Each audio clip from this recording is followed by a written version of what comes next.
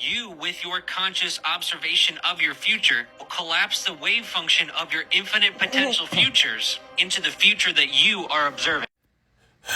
No. Like, I don't want to make a big deal about this. I don't want to start beef. It's just someone ended up tagging me and I'm the answer guy, so no. Thing 1, observers do not need to be people.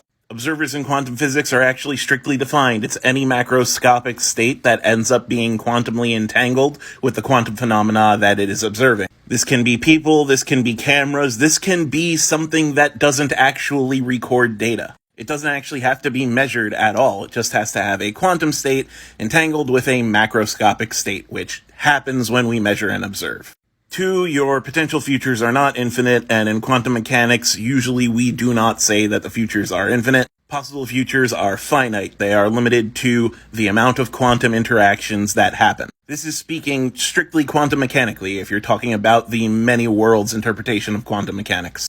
One quantum event equals one timeline. That's it. Not infinite. Finally, you can't bring a future into existence by observing it. In quantum mechanics and many other branches of physics, we are not making the future as we live it. The timelines all already exist. There's just a timeline for every possible quantum event, and we're riding on them like a big quantum roller coaster. You can't change your future because if many worlds do exist, there has to be a you experiencing this world, and there has to be a you experiencing every other world that you are in.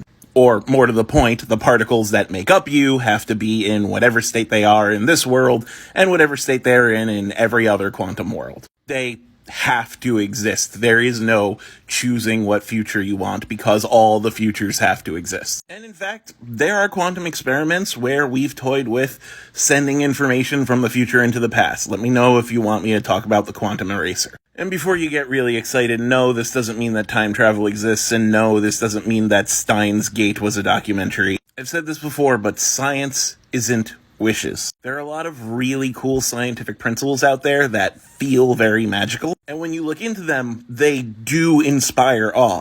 But the double-slit experiment does not mean that we have conscious control over the creation of our future timelines. All it means is that when a macroscopic system gets entangled with a quantum system, the quantum system breaks down into one of its two possible states, otherwise it can remain in a superposition. And then whether you ascribe to the many worlds interpretation or the Copenhagen interpretation is really up to you at that point.